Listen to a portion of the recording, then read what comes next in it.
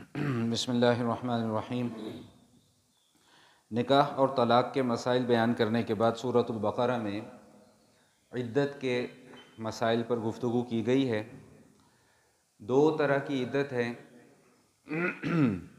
Number ایک تو یہ کہ اگر خدا نخواستہ کسی خاتون کو طلاق واقع ہو جائے تو اس پر بھی عدت گزارنا فرض ہے، اور اسی طرح اگر خدا نخواستہ کسی خاتون کا شوہر فوت ہو جائے تو اس پر بھی عدت گزارنا فرض ہے۔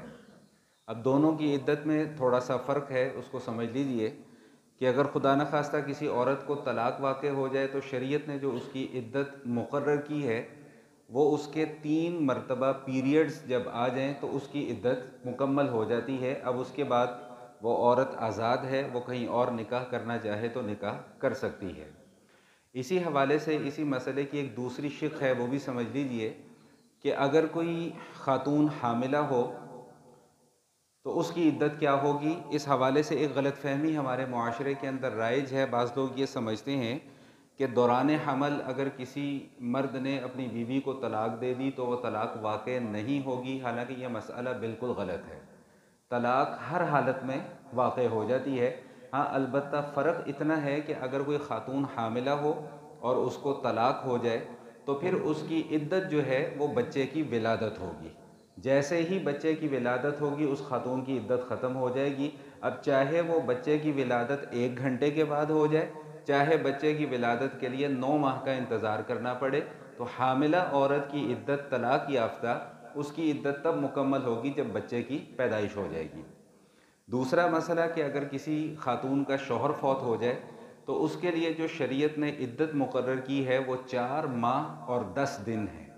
اس میں تفصیل یہ ہے کہ اگر تو شوہر کی وفات چاند کی پہلی تاریخ کو ہوئی ہو پھر تو 4 ماہ اور 10 دن عدت گزارنی ہوگی، لیکن اگر درمیان کی کسی تاریخ میں وفات ہو جاتی ہے تو پھر 130 دن عدت گزارنا فرض ہے۔ اور یہاں پر یہ جو میں فرض کا لفظ بار بار استعمال کر رہا ہوں، یہ بالکل اسی طرح عدت گزارنا فرض ہے جس طرح نماز روزہ فرض ہے۔ معاشرے میں کچھ جدت پسند لوگ ہیں، بعض لوگوں کو یہ کہتے سنا جی عدت ضروری نہیں ہے، عدت یہ نہیں ہوتی، عدت وہ نہیں ہوتی، یہ مولویوں کی بنائی ہوئی چیزیں ہیں۔ تو ایسی کوئی بات نہیں ہے، یہ شریعت کا مقرر کردہ قانون ہے اور اس قانون سے نہ آگے ہوا جا سکتا ہے اور نہ پیچھے ہٹا جا سکتا ہے۔ تیسرا بڑا اہم نقطہ جو میں عرض کرنا چاہ رہا ہوں، جس پر میں اپنی بات کو ختم کروں گا، کہ سورۃ البقرہ میں جہاں پر اللہ تعالیٰ نے نکاح، طلاق اور عدت کے مسائل بیان کیے ہیں، وہاں پہ اللہ تعالیٰ نے 2 جملے اور بھی استعمال فرمائے ہیں۔ ایک جملہ تو یہ استعمال فرمایا کہ تلک حدود اللہ ومن یتعد حدود اللہ فاولئک هم الظالمون، کہ بھئی یہ باؤنڈری لائن اللہ نے کھینچ دی ہے، اب اس باؤنڈری لائن کو کوئی کراس کرنے کی کوشش نہ کرے۔ جو کوشش کرے گا وہ اللہ کی نظر میں شدید ترین گناہ گار ہے اور وہ ظالم ہے۔ اور دوسرا جملہ جو اللہ پاک نے استعمال فرمایا ہے وہ اس سے بھی کہیں زیادہ سخت ہے، فرمایا کہ وَلَا تَتَّخِذُوا آیَاتِ اللَّهِ هُزُوًا، کہ یہ جو احکام اللہ نے طلاق کے، نکاح کے، عدت کے بیان کر دیے ہیں، اس کو کھیل تماشا مت بنانا، یہ کوئی کھیل کھلواڑ کرنے کی چیز نہیں ہے۔ اس حوالے سے میں ہمیشہ احباب کی خدمت میں یہ جملہ عرض کیا کرتا ہوں کہ یہ طلاق کے مسائل ہوں، نکاح کے مسائل ہوں، عدت کے مسائل ہوں یا دین کا کوئی بھی مسئلہ ہو، اس میں کبھی بھی اپنی طرف سے رائے نہیں دینی چاہیے۔